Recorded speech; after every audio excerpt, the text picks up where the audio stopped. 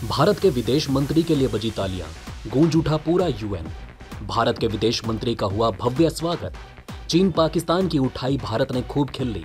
भारत ने की 100 देशों की मदद। दोस्तों, भारत की विदेश नीति ने दुनिया के देशों के अंदर क्या कमाई की है, ये बीते दिनों यूनाइटेड नेशन के मंच पर पूरी दुनिया ने देख लिया। दोस्तों, भारत की तरफ से प्रधानमंत्री नरेंद्र मोदी की जगह भारत के विदेश मंत्री सुब्रमण्यम जयशंकर जी यूनाइटेड नेशन को संबोधित करने के लिए पहुंचे। 77वां सेशन चल रहा था। इस सेशन को संबोधित करने के लिए दुनिया के प्रधानमंत्री और राष्ट्रपति, जिनके प्रधानमंत्री नहीं पहुंचे, उनके विदेश मंत्री पहुंचते हैं। दोस्तों, इस सेशन के अंदर जब भारत के विदेश मंत्री पहुंचते हैं तो तालियों की गूंज से उनका स्वागत किया जाता है। हालांकि दुनिया के दूसरे देशों के प्रधानमंत्री हैं, राष्ट्रपति हैं, उनके लिए भी इस तरह का वेलकम देखने को नहीं मिला। यूनाइटेड नेशन के अंदर जो वेलकम भारत के विदेश मंत्री को देखने को मिला, ये कमाई है दोस्तों भारत की विदेश नीति की, जो बीते दिनों यूनाइटेड नेशन के अंदर तालियों की गड़गड़ाहट से सुनाई दी। ये तालियों की गुनगुनाहट थी, गायब थी जब पाकिस्तान के प्रधानमंत्री और चीन के जो विदेश मंत्री है यूनाइटेड नेशन के अंदर पहुंचे।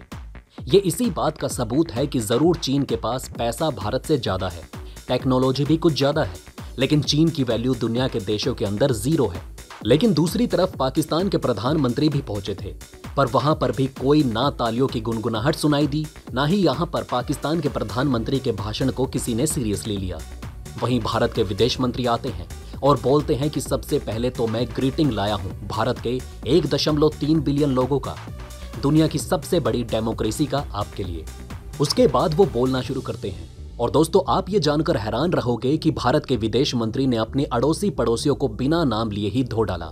दोस्तों, वो कहावत तो आपने सुनी ही होगी कि कई बार जो आपकी चुप्पी है वो वैसा काम कर देती है जो काम आप बोलकर भी नहीं कर सकते।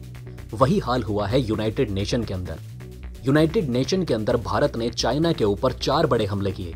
सबसे पहला हमला किया कि आज के समय में दुनिया के देशों के अंदर डेब्ट क्राइसिस देखने को मिल रहा है। दुनिया के देशों को डेब्ट के जाल में फंसाया जा रहा है और कुछ पैसे देने की अवज में एक बहुत ही घातक डील कर दी जाती है। इसके बाद उन्होंने कहा कि आज कुछ कंट्रीज हैं जो अपनी वीटो पावर का इस्तेमाल करके यूनाइटेड नेशन के रिफॉर्म को हर बार रोक देती है। दोस्तों, रशिया ने भी भारत को यूएनएससी के अंदर परमानेंट सीट दिलाने की एक बात की है और उनके विदेश मंत्री के साथ साथ उनके अलग ऑफिशियल इसकी एक पैरवी के लिए भी उतर आए थे। लेकिन अकेला बेशरम चाइना ही है जो भारत की यूएनएससी के अंदर परमानेंट सीट के लिए वीटो कर देता है। भारत के विदेश मंत्री ने चाइना का नाम लिए बिना जो एक यूएन के रिफॉर्म को रोक रहे हैं उनको संदेश दिया। उन्होंने कहा कि यूनाइटेड नेशन के अंदर जो एक टेररिस्ट को अंतर्राष्ट्रीय मान्यता दिलवाने और उन पर कार्यवाही करने की जो राजनीतिकरण हो रहा है, उसको लेकर भी भारत के विदेश मंत्री ने बिना चाइना का नाम लिए हमला बोला। इसके बाद ही स्टेबिलिटी और सिक्योरिटी जो इंडो पैसिफिक में होनी चाहिए, उसको लेकर भी चिंता व्यक्त की है। इसके बाद भारत के विदेश मंत्री ने जो भी बातें बोली वो अलग अलग तरीके की थी। भारत के विदेश मंत्री ने कहा कि भारत 1.3 बिलियन लोगों का देश होने के बावजूद भी 100 देशों के अंदर वैक्सीन की सप्लाई करता है। 700 प्रोजेक्ट भारत के दुनिया के अलग अलग देशों के अंदर चल रहे हैं। 50,000 मैट्रिक टन का गेहूं हमने अफगानिस्तान के अंदर भेजा है, मेडिसिन भेजी है, वैक्सीन भेजी है। इसके अलावा श्रीलंका को $3.8 बिलियन के फ्यूल और एसेंशियल कमोडिटीज भेजी हैं। इसके अलावा 10,000 मैट्रिक टन का फूड एड, वैक्सीन शिपमेंट, सभी तरह की शिपमेंट हमने म्यांमार को भेजी है। उन्होंने ये बात इसलिए बोली क्योंकि दुनिया के अंदर एक हमारा पड़ोसी देश पाकिस्तान है जो भारत को कोस रहा है कि भारत सेक्युलर नहीं रहा और भारत ने हमारी मदद नहीं की है। जयशंकर ने यूएन से ही चीन पर निशाना साधा। उन्होंने कहा कि सुरक्षा परिषद के दुनिया में सबसे खतरनाक आतंकवादियों पर पाबंदी लगाने का मुद्दा उठा तो उन्हें दंड से बचाने का प्रयास किया जाता है।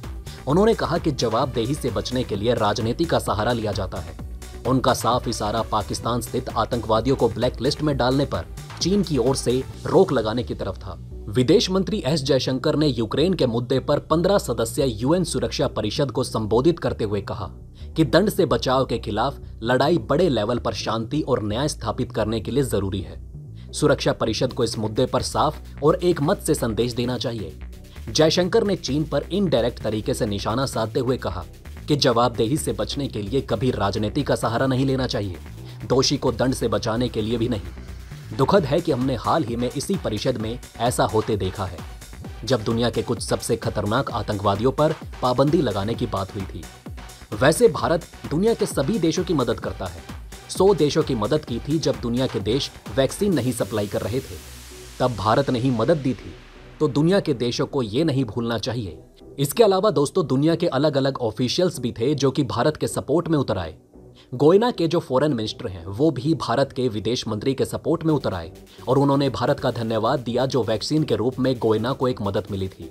इसके अलावा उन्होंने कहा कि गोयना एक प्रगति के रास्ते पर चल रहा है, जैसे जैसे भारत प्रगति कर रहा है। इसके अलावा दोस्तों जो एक अलग विदेश मंत्री थे एंटीगुआ और बारमूडा के थे, उनको भी भारत ने वैक्सीन दी। One earth one sun one grid के ऊपर भी उन्होंने एक बयान दिया और बेसिकली नए देशों के अंदर हमारी जो पहुंच है वो हुई है जो कोविड-19 के समय जो हमने मदद की थी।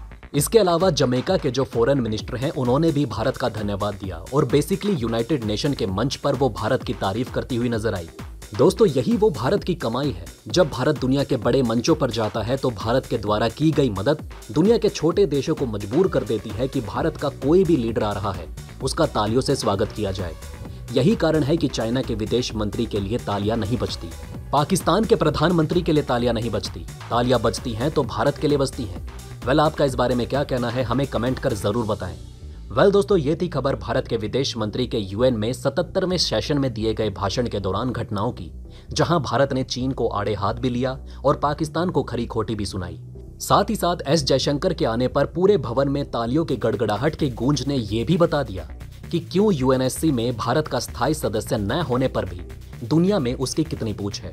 साथ ही भारत ने 2020 से 100 देशों की मदद करके अमेरिका को भी पीछे छोड़ दिया। अब चीन भी भारत को आगे बढ़ने से नहीं रोक सकता।